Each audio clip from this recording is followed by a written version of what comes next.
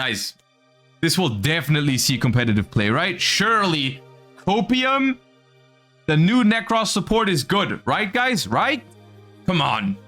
Now, these came out 5 days ago, so I have read those already because I couldn't wait this long. I'm sorry. The new Necros cards, I had so much hope for these. I needed to check them out. I could not wait. But let's go over it together. It's been a couple days since I've read them, but let's discuss how we feel about these. Now, we have Avance, Swordsman of the Necros, who's a level 4 water spellcaster effect monster with 1500 attack, 800 defense. You can only use the third effect of this card's name once per duel. Keep this in mind, because when I first read this card, I'm not gonna lie, I skipped over the once per duel portion, and I thought this card was way better than it is, and I thought it was hella broken. Turns out, it's not quite as broken as I thought because of the once per duel. I thought once per turn, and then I thought, you'll see what I mean in a moment. When this card is normal summoned, you can special summon a Necros monster from your deck except Avance, and there's another good target for that here. If you ritual summon exactly one ritual monster with a card effect that requires the use of monsters, this card you control can be used as the entire requirement. If this card is tributed by card effect, you can add any number of banished Necros cards with different names to your hand. So when I read this, I freaked out because I was like, oh my god, Necros now has infinite value. You keep adding back your banished ritual spells and all that. You never run out of it. You can like keep adding back Valkyrus and targeting protection and whatever, and your Trishula for all that. Like, I thought it was crazy, and I thought Necros was so back until I realized it's once per duel to do that.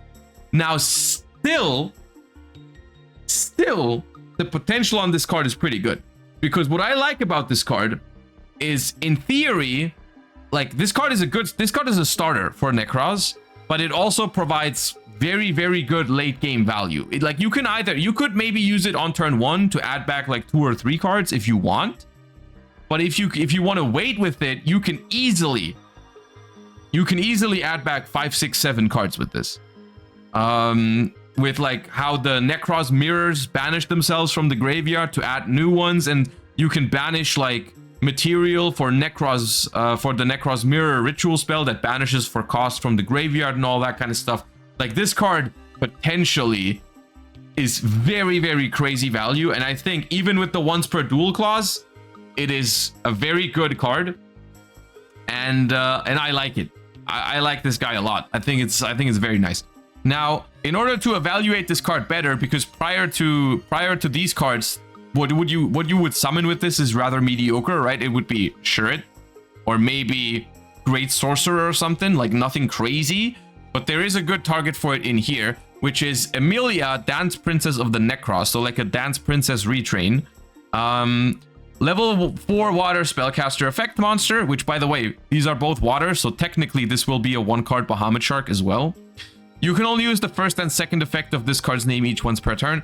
If you have a warrior Necros monster on your field or in your graveyard, you can special summon this card from your hand. This is very easy to achieve because all of the Necros that you start your turn with by discarding them are warriors. So like Clauselus or Brionac. Brionac can even search this if you want. So you can very easily search this as an extender. If this card is normal or special summoned, you can add a Necros ritual monster or a Necros spell from your deck to your hand. So also like free summon, adds on summon, and also has the entire requirement for a ritual summon effect. So honestly, both of these together especially are really, really good cards, right? Like they are really, really good. You can just normal summon this, add anything. You can rank 4, you can keep them as the entire tribute, whatever. Like, this is pretty good. The only thing about these two, I think, that is different about like Schmidt is that these two cannot be the full material when they're in the graveyard. I think Schmidt is worded differently. Give me a moment. Because these cards both say this card you control can be used as the entire requirement. They will not be able to be used as the entire requirement from hand or graveyard, which is relevant. I don't know why they did that. I don't know why they didn't give these cards that, because that would have felt way more synergistic. yeah, so sure, it says this card, like, sure, it can always be the entire requirement if you use it from hand or graveyard as well. These two don't do that. Other than that, like, basically that's my only critique point, is that's kind of awkward. Other than this, I think both of these cards are very, very cool and pretty strong for Necros, but that's not it. You have a level 9 Pendulum Necros called Necros of Metaltron. The Pendulum effect is you can only use the Pendulum effect once per turn. If your Necros card becomes banished face up, you can target a spell trap on the field to banish it. Now this is, I don't think this effect is crazy, but I still think it's really cool to have because this makes it like the main reason to use this card. We'll look at it in a moment. The main reason for this card is its monster effect. But what it does mean is that if you play this card in your Necros deck, because it has a good monster effect, you automatically have a spell trap removal as well.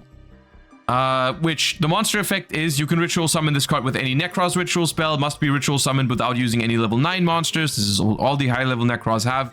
You can only use the first effect of this card once per turn. During the main phase, quick effect, you can target a face-up monster your opponent controls, banish this card until the end phase, and if you do banish that target, any monster destroyed by battle with your Necros monster is banished.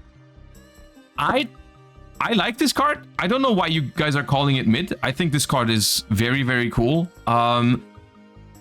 This is like a mini SP Little Knight that banishes your opponent's monster permanently. And itself until the end phase. So it's like a recurring thing that you banish your opponent's cards and this card keeps coming back. I think this card is very strong. Plus, this effect up here, while it's not insane, is still like a really, really cool bonus to have, right? Like this is basically, all this means is if you ever draw this card and your opponent has a floodgate or something, you can just out that floodgate. No, I think this card is pretty cool. Now, and this is the theme with this, and this is I want to make it clear up front. I've read these cards before, and I am not sure that Necros is going to be like meta because of this. But they are still good cards. They are still good cards, and I do think that like I'm happy with these. I think they're all pretty cool. None of them are bad. I think the best one is yet to come, though. This is my favorite new support for the deck. It's called Necros Divine Mirror, quick play spell. You can only use the first and second effect each once per turn. During the main phase, ritual summon a Necros ritual monster from your hand or banishment by attributing monsters from your hand and or field and or sending Necros monsters from your extra deck to the graveyard whose total level equal or exceeds its level. The reason why this is cool is for a couple of reasons. Let me point those out. And some of these are like, at first glance when I read it, I didn't realize this. The first thing that you want to, that is important to point out is that this is a quick play spell, which I didn't see at first. I just assumed because it was another mirror that this was a ritual spell, but no, this is a ritual, this is a quick play spell, which means you can now finally Trishula on the opponent's turn, which unironically, I don't know, like, I would not underestimate that ability. Trishula is broken on the opponent's turn. That ability is genuinely crazy. Being able to banish field, hand, graveyard at the same time is very, very powerful as a disruption. Like, that is very strong. The other thing, please make note of this. Trishula can miss timing. So if you activate this card as Chainlink 2, it will miss timing. But that is just, I think that is a good balancing factor for this card. You can't just like you have to be careful basically. This makes the card worse. Of course, like the fact that Trishula can miss timing does make this card worse. But still, I think it introduces a lot of skill to playing with and against this card, right? Like this means your opponent can bait this card out. If your opponent knows that you have it set and your opponent goes into an SP Little Knight to banish it, then they are preventing you from summoning out Trishula and all that kind of stuff. But the thing I want to say is it's also not just limited to Trishula. Like, you can also, when your opponent summons something from the extra deck and activates its effect, you can chain it to summon Necros or Unicorn. Like, you can chain it to summon Unicorn, which is a very, very powerful floodgate. You can, like, if you're playing Necros, you summon Unicorn, and then your opponent outs the Unicorn, and then you use the spell card to summon another Unicorn. Like that, it's very, very annoying that this is a ritual spell. Annoying in the good sense. But yeah. The other thing I want to point out is that it has some niche synergy with Necros Metaltron, because if Necros Metaltron ends up in your extra deck because it's destroyed or anything, you will be able to use it as a cost for your other rituals, which is pretty good. Just a small bonus. The other thing is that summoning from banishment is also something that wasn't possible before. So now if your rituals get banished, you can actually just summon them from there. That is also pretty cool. Yeah. And then the secondary effect, during your main phase, you can banish this card and one Necros monster from your graveyard, add one Necros spell from your deck to your hand. The secondary effect on this card is also better than the secondary effect on the other Necros mirrors, because you can use it while you control monsters. With the other Necros mirrors, you have to have an empty field to search. This one, you can just activate, summon, and then add. So I honestly, overall, these cards, look, I think all 4 of these cards I'm very happy about. All 4 of these cards are right on theme with Necros. All of these, they feel like Necros cards from like literally 100%. They all feel exactly like I would imagine a new Necros card to feel. They don't change the identity of Necros at all. This feels exactly like how Necros should play, in my opinion, which makes me very happy. But they are also, in my opinion, all 4 of these cards are good.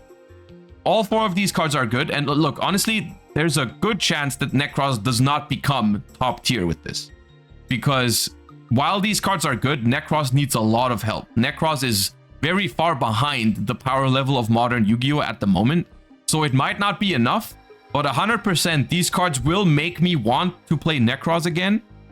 They will definitely, I will try them out. I will do my very best to make them work, because they look so fun as well. Like all of this is like, I think they look awesome. I wish, honestly, it's probably better that way, but I wish that this card was once per turn and not once per duel. I think it'd be too crazy. I'm not gonna lie. I think it'd be too powerful, but I still would have liked it. But I think this is cool. I like all of these cards. I think all of these cards would see play in a Necros deck after their release, and I'm gonna mess around with them for sure. I like it a lot. That does not necessarily mean that Necros will be tier 0 with these kind of cards. I still, at the point when these cards come out, there's a very realistic chance that other decks are still more powerful than Necros. But I like that these make me want to play Necros again. So I'm very happy with these. And honestly, I have very little critique even, because they feel balanced just right. Like, I think the quick play spell is balanced just by the fact that Trishula can miss timing. I think this card is just honestly a great card. Like the interaction that this card provides, in my opinion, seems very fun. Without just being like, I don't know, Omni Negate or anything like that. Like, this card seems very fun to play with. And then these two just feel like a better, like, it feels very outdated when you're normal summon Manju or Senju these days. Like that does not seem like an appropriate normal summon anymore for a ritual deck. So I'm glad they made these that feel just like a little bit stronger and a little bit more versatile than a Manju or a Senju, which basically, I mean, they don't do anything other than that one thing, right? These cards have value past what they do on summon, which is good. So yeah, overall, I have very little that I'm missing here. Like, I mean, you guys know I love Necros, so in my opinion, these could even be stronger, but I think they are just right. I like it. I'm happy with it.